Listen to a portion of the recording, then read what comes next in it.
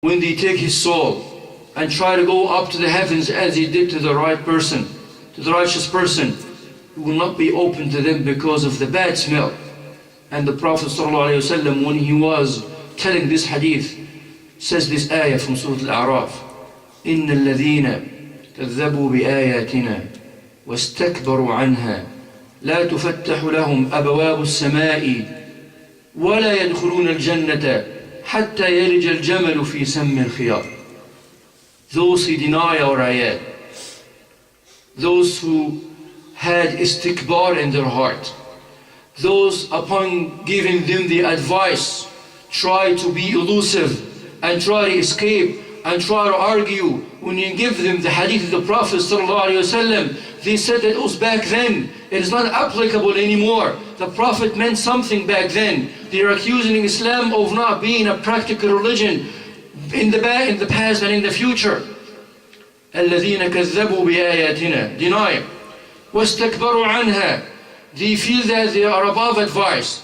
They feel that they're the best. They feel that they don't need this advice. They feel that they're perfected their actions, that they are the best in the world. لا تفتح لهم أبواب السماء. The gates of heaven will not be open to them. And they will not enter Jannah unless a camel goes through a needle hole. How tiny that needle hole is and how big the camel is. And then they will make his grave a piece of hellfire. And this person would wish that Yawm al-Qiyamah wouldn't come because of the punishment also in the hereafter.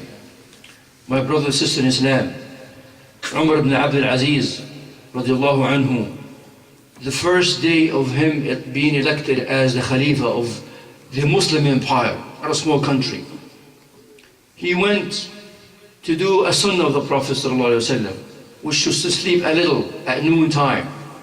But his 16-year-old son, and look at how raising children can benefit you, brothers and sisters. His 16-year-old son says, "Father, you are now a Khalifa." He says, "Son, I'm tired. I just want to sleep for an hour and then I'm going to take care of the affairs of the Muslims." His son says, "Oh Daddy, what guarantees you that you're going to live till Asr time or an hour from now?" And then he held his son and he hugged him and he kissed him between his eyes. Says, "Alhamdulillah, all praise be to Allah that he got from me someone who will advise me." And he got up and he called, if somebody needs something or somebody was oppressed, let him come to Umar ibn Abdul Aziz so he can solve the matter for him. أقول قولي هذا وأستغفر الله العظيم لي ولكم فاستغفروا الله.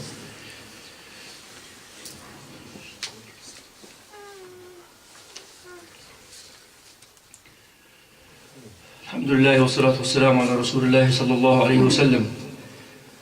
Al-Muzani, one of the scholars of Islam, entered the presence of Ash-Shafi'i radiallahu anhu when Ash-Shafi'i was dying. And he says, "كيف أصبحت يا عبد الله?" فقال, "أصبحت عن الدنيا راحلا وللإخوان مفارقا ولسوء عملي ملاقيا ولكأس المنية شاربا وعلى ربي سبحانه وتعالى واردا ولا أدري أروحي صائرة إلى الجنة فأهنيها أو إلى النار فأعزيها."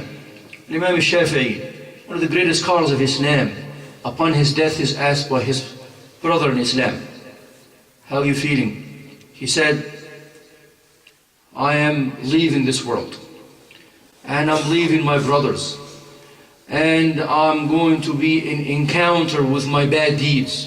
Look at the Shafi'i telling about himself. "And I am about to drink from the cup that a lot of people drink from before, which is the cup of death.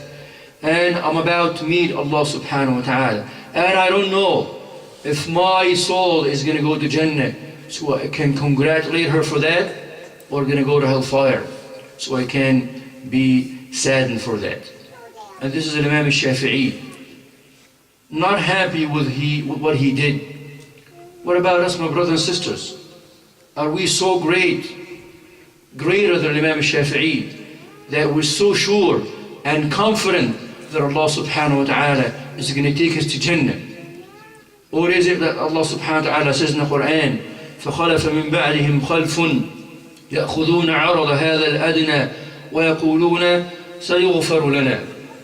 After Allah mentioned this great group of righteous people, He says after them came a group that He says Allah will forgive us without doing anything.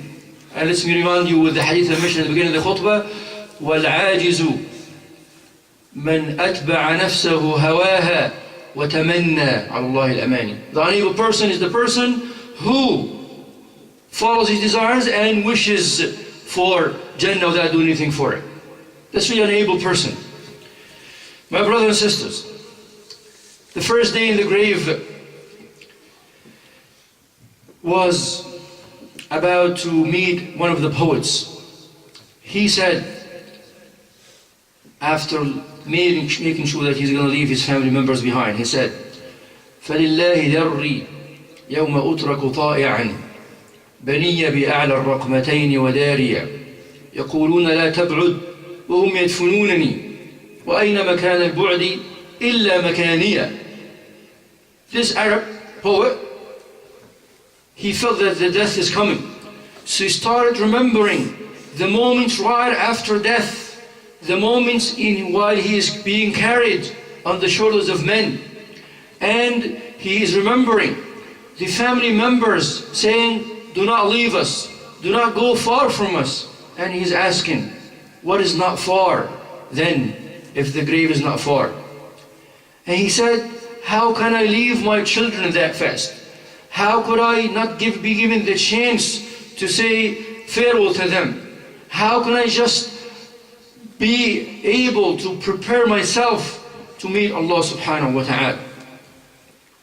My brothers and sisters, Allah subhanahu wa ta'ala said in a very threatening word in the Quran, كَلَّا إِنَّهَا كَلِمَةٌ هُوَ قَائِلُهَا. After mentioning that person who was begging angels to bring him back to this world, قَالَ رَبِّ ارْجِعُونَ, bring me back to this world. كَلَّا إِنَّهَا كَلِمَةٌ هُوَ قَائِلُهَا وَمِنْ وَرَائِهِمْ بَرْزَخٌ إِلَى يَوْمِ يُبْعَثُونَ. My brother and sister Islam, this is not to displease you. This is not to make your life miserable. This is just a reminder. Why are we afraid or feel uncomfortable when we hear this word death? Why we turn our eyes and our minds and our attention when we hear this word death? Don't you want to meet Allah subhanahu wa ta'ala in Jannah? Don't you want to enjoy those different pleasures in Jannah?